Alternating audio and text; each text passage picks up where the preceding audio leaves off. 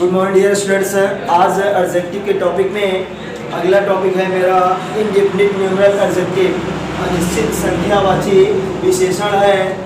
और इसमें हम इसके पहले हम पढ़ चुके थे मतलब डेफिनिट में डीएनए पढ़ चुके थे, डीएनए डेफिनिट न्यूमरल एडजेक्टिव इसको पढ़ चुके थे। इसको बांटा गया था 3 भागों में, कॉम में बांटा गया था, कॉर्डिनल, ऑर्डिनल और मल्टीपल। तो हम लोग पढ़े थे कॉर्डिनल को पढ़े थे, ऑर्डिनल को पढ़े थे, उसके बाद मल्टीपल को पढ़ चुके थे।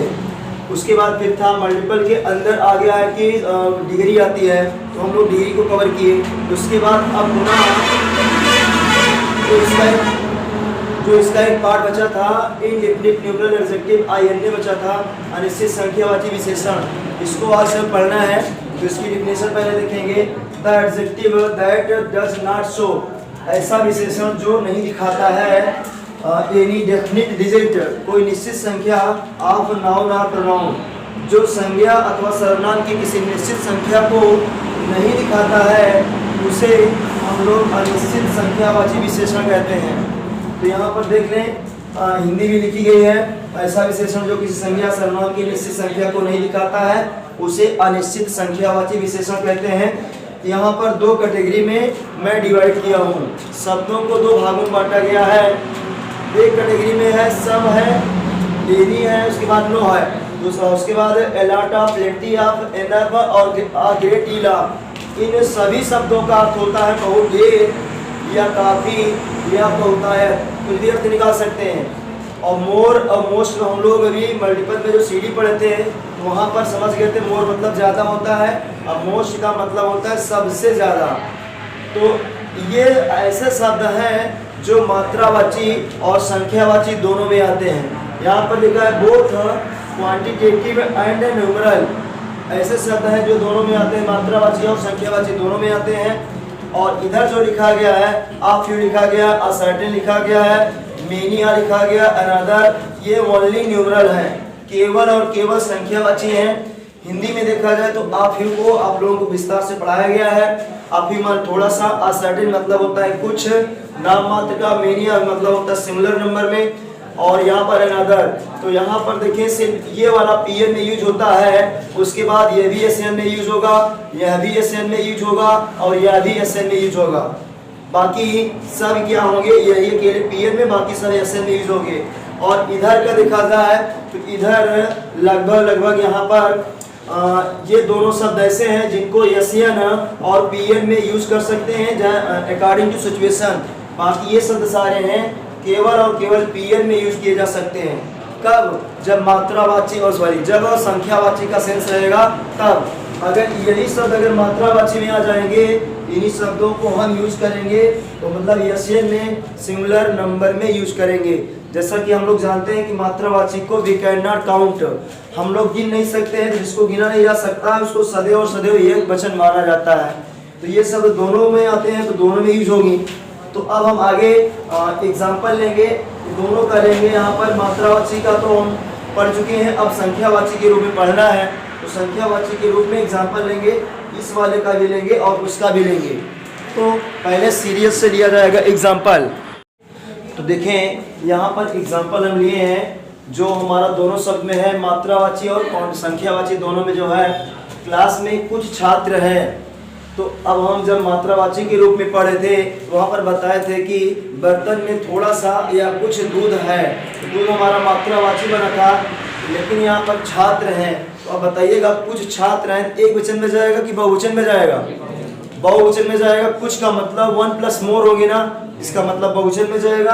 और जब बहुवचन में जाएगा तो इसका मतलब है हमको किस में यूज करना पड़ेगा? पीएन में यूज करना पड़ेगा बहुवचन में। और इसका यूज क्या है? देयर का यूज है, तो देयर, उसके बाद आर, उसके बाद यहाँ पर सम लगा सकते हैं, some students, some students in the class.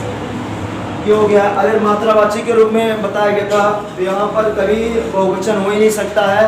There is some water in the glass, ऐसा हो जाएगा बात तो मात्रावाची बन जाएगा। आगे देखेंगे, मेले में बहुत सारे का या काफी लोग थे, जो मैं प्लेंटी ऑफ या अलॉट ऑफ या ग्रेट डील ऑफ शब्द लिखवाया था, उसमें से चाहे जो एक वर्ड लगा लेंगे, अलॉट ऑफ लगा लेंगे।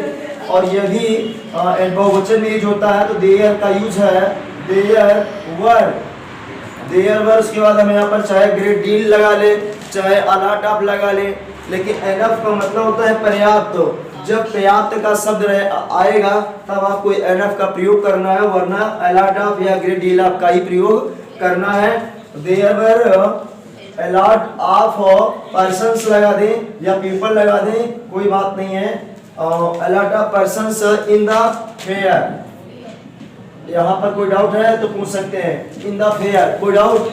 आगे देखेंगे, इस कक्षा में उस कक्षा से ज्यादा छात्र हैं। इसका मतलब है in this sentence we are making comparison between two classes.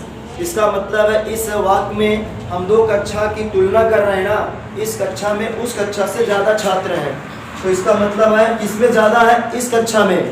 तो पहले लगाएंगे देयर, लगाएंगे देयर इज, अब ज्यादा का इंग्लिश क्या होगा? मोर, मोर होगा। देयर इज, अब इसका हो जाएगा more students in this class, और उसके बाद क्या हो जाएगा? जहां तुलना की जाती है क्या लगाया जाता है? दैन, दैन लगाया जाता है। दैन उसके बाद उस कक्षा का, दैन के बाद लगाया जाएगा दैट, और यहाँ पर देखिए फिर क्या है? उस कक्षा, तो कक्षा भी नहीं, दैन दैट क्लास नहीं लगाया जाएगा, क्योंकि क्लास अगर लगा देंगे तो हमारा सुपरफ्लुअस वर्ड बन जाएगा, और अंग्रेजी भाषा में किसी भी संज्ञा को दोबारा रिपीट नहीं करते हैं। प्रोनाउन में जब पढ़ाया गया था इनडेफिनिट प्रोनाउन वन, तो वहाँ पर बताया गया था कि संज्ञा की पुनरावृत्ति से बचने के लिए हमको वन या वंस का प्रयोग करना पड़ता है। तो यहाँ पर दैन दैट वन, यहाँ पर वन लगाना पड़ेगा, क्लास लगा दें तो हमारा गलत हो जाएगा, दैन दैट वन कर देंगे। अगला वाक्य है मेरे पास पर्याप्त पैसा है, लेकिन इसमें नोट लगाना है कि नाना पहले आना और जाना बाद में। इसका मतलब होता है कि नाना मतलब नाउन, नाउन के पहले एनफ आता है और जाना बाद में। तो यहाँ पर जब एडवर्ब हो जाएगा, एडवर्ब और एडजेक्टिव हो जाएगा तो उसके बाद में लगता है, और नाउन के पहले लगता है, एडवर्ब और एडजेक्टिव के बाद में लगता है। तो यहाँ पर देखिए पैसा हमारा नाउन है तो एनफ पहले आ जाएगा, इसका हो जाएगा I have enough, I have enough, उसके बाद हो जाएगा मनी, मेरे पास पर्याप्त पैसा है। तो यहाँ पर हम जो दोनों शब्दों में यूज करते थे, और इसको एनफ का यूज भी होता है दोनों सेंस में। अगर बोलते हैं there is enough water in the bucket, बाल्टी में पर्याप्त पानी है, तो इसमें दोनों यूज हो सकता है। तो ये सब हो गया। अब हमको एग्जाम्पल लेना है जो केवल संख्यावाची में होता है। थोड़ा एक बार सड़क पर कोई नहीं था, इसको भी देख लेंगे। सड़क पर कोई नहीं था, यहाँ पर देयर, उसके बाद वाज, उसके बाद देयर वाज नो, उसके बाद मैन लगा लेंगे on the road, there was no man on the road, सड़क पर कोई नहीं था। अगला है इस तालाब में बहुत पानी है, बहुत पानी का भी बताया, अलॉट ऑफ लगेगा, वही बन जाएगा there is a lot of या प्लेंटी, और प्लेंटी ऑफ लगा लें क्योंकि लॉट ऑफ एक बार हो चुका है, प्लेंटी ऑफ वाटर, और हो जाएगा वाटर के बाद क्या, इस तालाब में हो जाएगा इन दिस पॉन्ड। यहाँ पर देख लें इसका एग्जांपल ऐसे बनेगा इन दिस पॉन्ड। अब आखिर वो जो केवल निश्चित होते हैं, संख्यावाची होते हैं, उनका एग्जांपल लिया जाएगा। अभी तक दोनों जो थे दोनों को लिया जा रहा था। चलिए देखें, अब हमको लेना है एग्जांपल जो केवल ओनली इन क्या होते हैं, न्यूमरल होते हैं, जो केवल मात्रावाची होते हैं। इसमें से हम देख लेंगे a few, a certain, many, another. A few जो है हमारा बहुवचन में यूज होगा और सारे शब्द हमारे एस में यूज होंगे, एक वचन में यूज होंगे। तो हम यहाँ पर मात्र दो ही एग्जाम्पल में चारों शब्दों को हम कवर कर लेंगे, दो एग्जाम्पल में चारों शब्दों को कवर कर लेंगे। जैसे कई या कुछ लड़के हो हल्ला कर रहे थे, मतलब हो हल्ला का मतलब शोरगुल मचा कर रहे थे। तो अब यहाँ पर कुछ का हम यहाँ पर सम भी लगा सकते हैं, सम बॉयज लगा सकते हैं। पहला बात तो हो गया सम बॉयज, लेकिन हमको बनाना किससे है, ओनली इन न्यूमरल एडजेक्टिव से बनाना है। और सम होता है बोथ में आता है, मात्रावाची और संख्यावाची दोनों में आता है। तो इसको हम सम से नहीं बना करके हम लगाएंगे आ फ्यू से बनाएंगे, आ फ्यू बनाएंगे, आ फ्यू बॉयज। जब फ्यू लग जाता है तो इसको यूज किया जाता है पीएन में, बहुवचन में। उसके बाद टेंस हमारा है पास्ट कंटिन्यूअस, वर हो जाएगा अ फ्यू बॉयज वर। उसके बाद मेकिंग, उसके बाद मेकिंग क्या है, उसके बाद हो मतलब हो हल्ला का हो जाएगा पांडे मोनियम। इसका ट्रिक आप लोगों को बताया गया था, पानदेमोनियम ना, मतलब इसका एक मैं ट्रिक बना था। पान, देखो पान अगर अलग कर लेंगे, पान दुकान पर पान बेचता है ना, पान, उसके बाद दे, फिर उसके बाद मोनी, उसके बाद फिर अम्मा में हम एक ए लगा दिए थे अपने ट्रिक से बनाने, पान दे मोनी अम्मा, नहीं तो बवाल हो जाए, बवाल मतलब शोर शराबा होगा। तो ऐसे इतना गजब की ट्रिक है, पान दे मोनी अम्मा, नहीं तो बवाल हो जाएगा, बवाल होगा इसका मतलब शोर शराबा होगा। तो इसकी मीनिंग होती है शुद्ध में पांडेमोनियम, पांडेमोनियम है, ट्रिक था पान दे मोनियम्मा, 3 बार तोड़ेंगे, 4 बार तोड़ेंगे, एकदम बैठ जाएगा पांडेमोनियम्मा, नहीं तो बवाल हो जाए। अब बवाल होगा तो पक्का शोर शराबा होवे करेगा।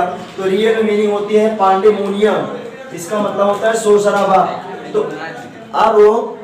अब देख लेंगे जब वर्ड पावर का आएगा, जब वर्ड पावर आप लोग पढ़ाया जाएगा, सारा वर्ड ट्रिक पर ही आधारित रहेगा।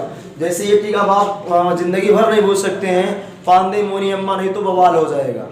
तो इसका मतलब शोर शराबा होता है, बवाल होता है। तो इसके बाद अगला इसी को हम बनाएंगे, आप फ्यू से हो गया है, आ सर्टेन से बनाएंगे, आ सर्टेन है, आ सर्टेन। तो यहाँ पर बहुत इंपॉर्टेंट बात यह है कि जब इनके पहले 2 शब्द ऐसे हैं, जब इनके पहले ए हट जाएगा, अगर सर्टेन अकेले रहेगा, मेनी रहेगा, तो ये दोनों वर्ड पीएम में यूज होते हैं। ध्यान से समझना है, जब आ सर्टेन और मेनी आ के बाद में पहले में अगर दोनों जगह से ए हट जाता है, तो इन दोनों का यूज पीएम में होने लगता है। और जब लगा रहेगा तो एक वचन में होगा और अर्थ वही निकलेगा, अर्थ यही निकालना है। कुछ लड़के शोर कर रहे थे, लेकिन इंग्लिश कहता है अगर आ सर्टेन लग गया तो यसियन हो जाता है, अगर तो ये आ सर्टेन से बनाएंगे, लेकिन अर्थ यही मेरा देगा। तो आ सर्टेन बॉय चाहे लिखिए, और चाहे तो सिर्फ सर्टेन लिखिए, सर्टेन उसके बाद बॉयज, सर्टेन बॉयज, ये भी सही है, लेकिन इसके साथ आपको पीएन लगाना पड़ेगा, इसके साथ यसन लगाना पड़ेगा। आ सर्टेन बॉय वाज, यहाँ पर वर था, यहाँ पर ये वाज हो जाएगा, उसके बाद डॉट डॉट डॉट, ये पूरा शब्द उतर जाएगा। उसके बाद इसमें क्या हो जाएगा, वाज बाद वर लगा देंगे, उसके बाद ये भी ऐसे कंप्लीट हो जाए, यही वाला पूरा शब्द है। अब मेनी से बनाए, मेनी आ लगाते हैं, मेनी आ लगाए तो ये हो जाएगा बॉय लगाना पड़ेगा, आवाज, फिर वही हो जाएगा, जैसे हो गया। मेनी से बनाओ, मेनी अकेले से बनाइएगा तो ये हमारा बॉयज हो जाएगा, उसके बाद यहाँ पर वर लगाना पड़ेगा, फिर उसके बाद डाट डाट हो जाएगा। तो बातें समझ में आई।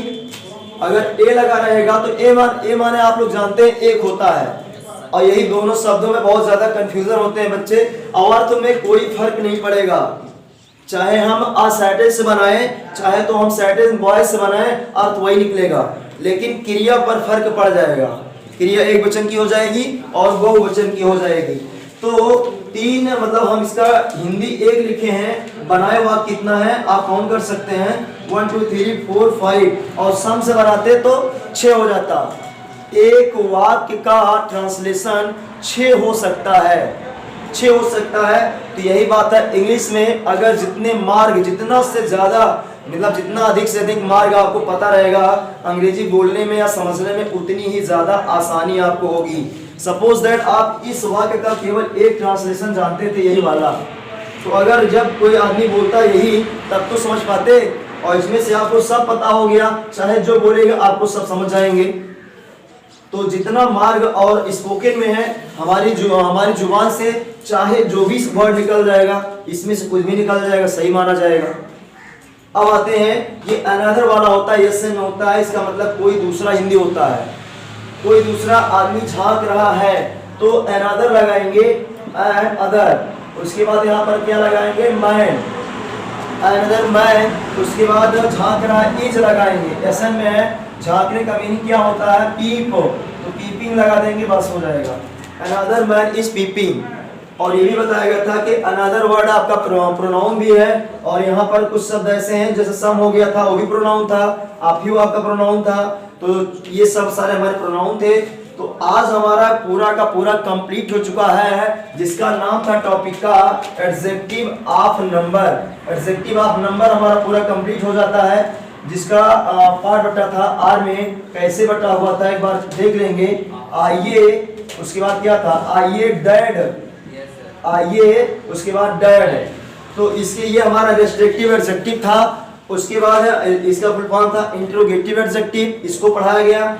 एडजेक्टिव ऑफ क्वांटिटी, मात्रावाची विशेषण, ये कवर किया गया। उसके बाद होता है डिमॉन्स्ट्रेटिव एडजेक्टिव, इसको पढ़ाया गया। एडजेक्टिव ऑफ नंबर जब पढ़ाया गया तो काफी इसमें लेंदी हो चुका था, इसको बांटा गया दो भागों में, क्या डीएनए और आईएनए। तो आईएनए आपको पढ़ाया गया, डीएनए तो पहले पढ़ा दिया गया था। तो पूर्ण रूप से हमारा एडजेक्टिव ऑफ नंबर समाप्त होता है। अगली हेडिंग जो पड़ेगी हमारा एक बचा हुआ है डी से डिस्ट्रीब्यूटिव एडजेक्टिव। बाकी सारा हमारा पूरा फिनिश हो चुका है। तो अब हेडिंग जो पड़ेगा वह होगा डिस्ट्रीब्यूटिव एडजेक्टिव का।